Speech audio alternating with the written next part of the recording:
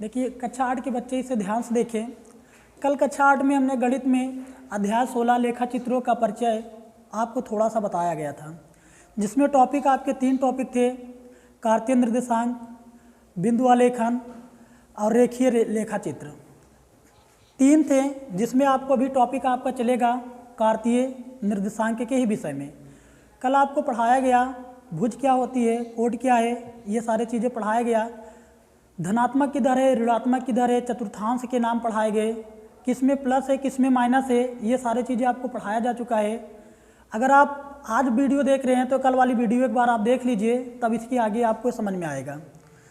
देखिए थोड़ा सा यहाँ रिवाइज करा देते हैं कि यहाँ पर ये जो लाइन होती है ये होती है क्षैतिज रेखा, जिसे हम बोलते हैं एक्स अक्ष। ये होती है ऊर्ध्वाधर लाइन, जिसे हम बोलते हैं वाई अक्ष बोलते हैं। और यहाँ पर आपको मिलेगा एक्स डैश और यहाँ पर मिलेगा आपको वाई डैश। एक्स अक्ष और वाई अक्ष जहाँ पर प्रतिच्छेद करते हैं उसे बोला जाता है मूल बिंदु। सारी दूरियां जब भी हम नापेंगे तो इसे मूल बिंदु से ही नापेंगे। यहाँ पर ये आपकी क्षैतिज रेखा होती है जिसे एक्स अक्ष कहा जाता है, और ये क्या ऊर्ध्वाधर रेखा होती है जिसे वाई अक्ष कहा जाता है। इसके अलावा हमने आपको भुज और निर्देशांक के विषय में पढ़ाया। निर्देशांक कैसे लिखे जाते हैं, पहले भुज होता है बाद में कोटि होती है। भुज और कोटि की परिभाषा बताए कि इनकी क्या परिभाषा होती है। अब यहाँ पर देखिए, यहाँ पर सबसे पहला नंबर आप ये समझिए कि आपके पास ये 2 निर्देशांक आए हैं, 2 अक्ष हैं, एक एक्स अक्ष और एक वाई अक्ष। एक्स अक्ष और वाई अक्ष जब दोनों एक साथ लिखे जाते हैं तो उसे कहा जाता है निर्देशांक अक्ष बोला जाता है। अगर एक्स अक्ष अकेले है तो वो क्षैतिज रेखा है, वाई अक्ष अकेले है तो ऊर्ध्वाधर रेखा है। अगर एक्स अक्ष और वाई अक्ष को हमने साथ में रखा तो एक पॉइंट आपको मूल बिंदु मिला, और ये जो चीज़ आपको दिख रही है इसे हम कहते हैं निर्देशांक अक्ष बोलते हैं। ये हमारा होता है मूल बिंदु, और इसी पर ये हमारे पास एक तल मिला है। जैसे मेरे पास यहाँ पर है व्हाइट बोर्ड, आप अगर इसको कॉपी में करेंगे तो आपके पास आएगा कागज का तल। मेरे पास है किसका तल, व्हाइट बोर्ड का तल। तो यहाँ पर ये जो निर्देशांक आपके बने हैं, निर्देशांक अक्ष दोनों रखे गए हैं, तो इस पूरे को बोला जाता है कार्तीय तल। कार्तीय तल। यहाँ पर पहली बात आपने समझा, एक बार फिर से रिवाइज कर देते हैं। क्षैतिज रेखा एक्स अक्ष होती है, ऊर्ध्वाधर रेखा वाई अक्ष होती है, दोनों जहाँ पर कटते हैं उसे मूल बिंदु कहते हैं। अगर हम एक्स अक्ष और वाई अक्ष दोनों को एक साथ लिख लें, एक्स अक्ष और वाई अक्ष दोनों को एक साथ लिखेंगे तो हमारा कहलाएगा वो निर्देशांक अक्ष कहलाएगा। और जब हम निर्देशांक अक्षों को लिख लेते हैं तो वो कहलाता है हमारा ये कार्तीय तल। अगर यहाँ तल की बात करी जाए तो तल क्या है मेरा, यहाँ पर ये मेरा तल व्हाइट बोर्ड है। अगर आप इसे अपनी कॉपी में बनाओगे तो आपका कागज ही क्या हो जाएगा, उसका तल हो जाएगा। तो ये चीज़ आपको पढ़ाया गया, और ये आपको कल पढ़ाया गया था कि ये प्रथम चतुर्थांश, द्वितीय चतुर्थांश, तृतीय और चतुर्थ हैं। तो सबसे पहला नंबर आप इसके सिंबल भी याद रखेंगे। सिंबल याद रखेंगे तो इससे आपको सवालों को सॉल्व करने में आसानी हो जाएगी। यहाँ पर पहले में होता है प्लस प्लस, और दूसरे वाले में होता है माइनस कॉमा प्लस, तीसरे में होता है माइनस माइनस, और चौथे में होता है प्लस कॉमा माइनस। तो इस तरीके से इसे पहले आपको अच्छे से याद कर लेना है। ये जो व्यवस्था आपके सामने दिख रही इसी को बोलते हैं कार्तीय तल। कार्तीय तल यही होता है, और ये जो चीज़ें हम लोग लिखते हैं इसे बोला जाता है निर्देशांक, जो कि कल आपको हमने पढ़ाए थे। यहाँ पर अब आगे आपका आज का जो टॉपिक होगा आगे का, यहाँ पर होगा बिंदु आलेखन। बिंदु आलेखन। बिंदु आलेखन का क्या मतलब है। हमने यहाँ पर एक बिंदु ले लिया, जैसे मान लीजिए हमने एक बिंदु ए ले लिया, इसके हमें निर्देशांक लिखने पड़ेंगे। निर्देशांक का मतलब है हम यहाँ पर कोई ना कोई गिनती यूज करेंगे जो कि 2 होने चाहिए। जैसे यहाँ पर मान लो 3,4, यहाँ पर हमने इसको लिखा, इसे कहते हैं क्रमिक युग्म। ये जो आया है 3,4 इसे बोलते हैं क्रमिक युग्म, क्रमित युग्म। तो ये आपका क्रमित युग्म हो गया। इसी का बिंदु आलेखन का मतलब है कि हमें यहाँ पर बिंदुओं को रखकर एक आलेख बनाना होगा। तो वही क्या हो जाएगा हमारा बिंदु आलेखन। जैसे इसको आप नोट कर लीजिए, तो इसे हम मिटाकर फिर से बनाते हैं। क्रमित युग्म, आपने देखा कि क्रमित युग्म क्या है 3,4, और यही 3,4 को हम बोलते हैं निर्देशांक। इसी 3,4 को हम बोलेंगे निर्देशांक।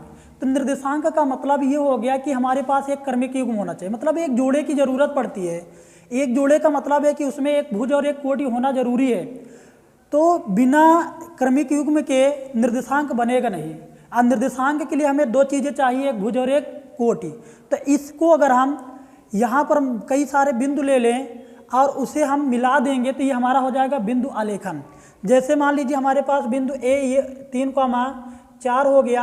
अगर हम बिंदु बी को मान लें 0,5 हो जाए, बिंदु सी हमारे पास हो गया 0,6। तो यहाँ पर देखिए पहले बी और सी को लेकर हम एक चित्र बनाते हैं। बी और सी को लेकर हम एक चित्र बनाते हैं। यहाँ पर आप देख रहे हो कि ये जो आपका क्रमिक युग्म निर्देशांक है, यहाँ पर आपके पास 0,5 और 0, यहाँ पर 0,6 के बजाय यहाँ पर 6,0 लिख लीजिए, 6,0। तो यहाँ पर देखिए हम इसका क्रमिक युग्म बनाते हैं, आलेखन करने वाले हैं बिंदुओं का। तो यहाँ से सारी दूरियां नापना है आपको। ये आपका O हो जाएगा, मूल बिंदु। यहाँ पर देखिए पहले होता है, मैंने आपको बताया पहले होता है X और बाद में होता है Y। तो यहाँ पर B वाले पॉइंट में पहले क्या दिख रहा है आपको 0। 0 का मतलब है कि X हमारा 0 है और 5 क्या है, Y हमारे पास 5 है, यानी हमें Y कैसा है, प्लस है। तो प्लस का मतलब है कि हम ऊपर वाली दिशा में जाएंगे। तो यहाँ पर हम लिखेंगे 1, 2, 3, 4, 5। ये जो पॉइंट हमारे पास प्राप्त होगा यहाँ पर होगा 0,5। ये हो गया हमारे पास 0,5। और यहाँ पर सी वाले पॉइंट में है 6,0। आपको दिख रहा होगा कि ये जो 6 है वो x के प्लेस पर है और y जो के प्लेस पर है वो 0 है। इसका मतलब यहाँ पर 6x है लेकिन y क्या है आपका 0 है। तो इसलिए यहाँ पर आप x अक्ष की धनात्मक दिशा पर, धनात्मक दिशा का मतलब दाहिनी तरफ, इसलिए कि यहाँ पर 6 आपका प्लस में है। तो यहाँ पर आप लिखेंगे 1, 2, 3, 4, 5, 6। तो ये वाला जो पॉइंट आपका हो जाएगा वो C होगा, जो कि होगा 6,0। अगर इन दोनों बिंदुओं को हम मिला देंगे तो मिलाने के बाद हमें एक आलेख मिलेगा। तो इसी को हम कहते हैं बिंदु आलेखन। आलेखीय विधि भी कहते हैं, अभी आप अगली क्लास में पढ़ेंगे, लेकिन यहाँ पर इसे आप क्या पढ़ रहे हैं, बिंदु आलेखन के नाम से। तो इसी प्रकार कहीं पर भी किसी भी प्रकार से आप कोई भी पॉइंट रख सकते हो। तो कोई भी ग्राफ आप बनाएंगे, जब भी कभी आपको ग्राफ बनाना पड़ेगा, मान लीजिए कुछ आपके पास ऐसा दे रखा है, y बराबर 2x जैसा दे रखा है, y बराबर 2x। तो यहाँ पर y बराबर 2x जैसा दे रखा है और आपको कहा उसने कि बिंदु आलेखन करिए इसका। तो इसके लिए आप x पर मान रखते जाइएगा और y अपना खुद ब खुद मान देता जाएगा। तो यहाँ पर x जो होता है ये स्वतंत्र होता है और y जो होता है वो x पर डिपेंडेंट होता है, डिपेंड करता है। जिस प्रकार से x रहेगा उसी प्रकार से आपका y हो जाएगा। देखिए जैसे अगर हम x के स्थान पर मान लीजिए 2, 3 मान रख लेते हैं। x बराबर हमने रख दिया 0, 1, 2, 3 रख लिए। तो यहाँ पर x के प्लेस पर अगर हम 0 रखेंगे तो y का मान कितना आएगा, 0 आएगा। अगर हमने यहाँ पर x बराबर हमने क्या रख दिया 0, तो y का मान कितना आ गया 0। तो एक बिंदु आपको मिलेगा यहाँ पर 0,0। और अगर हम दूसरे की बात कर ले, यहाँ पर x बराबर 1 रख दें, x बराबर 1 हमें यहाँ पर रखना है। तो y बराबर कितना आ जाएगा 2। तो अगर हम इसको बिंदु में लिखते चलें तो ये हो जाएगा हमारे पास 1,2। और यहाँ पर अभी हम x बराबर 3 रख लेते हैं, 2 रख लेते हैं।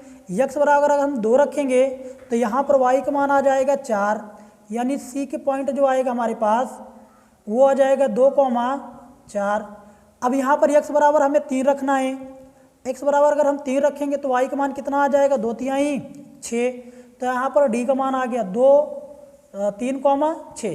तो इस प्रकार से यानी x का जो मान होता है यक्स का जो मान होता है रखते जाएंगे तो वाई का मान हमें मिल जाएगा।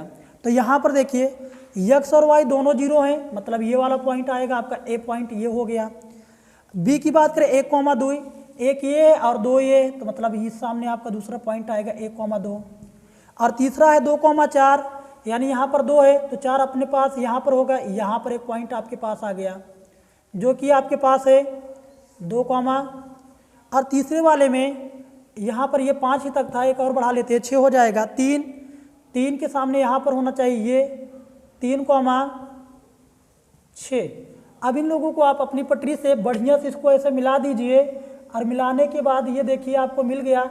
इसी को हम बोलते हैं बिंदु आलेखन, बिंदु आलेखन। तो आज आपका दूसरा टॉपिक भी कंप्लीट हो गया, बिंदु आलेखन। एक और टॉपिक बचा है जिसे हम कल पढ़ाएंगे।